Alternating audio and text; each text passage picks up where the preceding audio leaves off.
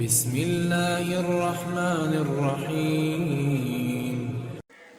السلام علیکم ورحمۃ اللہ وبرکاتہ۔ آپ صلی اللہ علیہ وسلم نے فرمایا، جب جنتی جنت میں اور دوزخی دوزخ میں داخل ہو جائیں گے، اللہ پاک فرمائے گا جس کے دل میں رائی کے دانے کے برابر بھی ایمان ہو اس کو بھی دوزخ سے نکال لو۔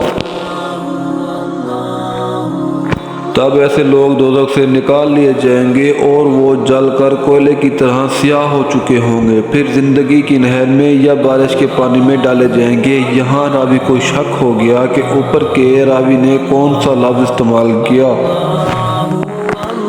اس وقت وہ دانے کی طرح اگائیں گے جس طرح ندی کنارے دانے اگاتے ہیں۔ کیا تم نے نہیں دیکھا کہ دانہ زردی مائل پیچ در پیچ نکلتا ہے؟ وہیب نے کہا کہ ہم سے عمرو نے حیا کی بجائے حیات اور خد الایمان کی بجائے خد المن خیر کا لفظ بیان کیا۔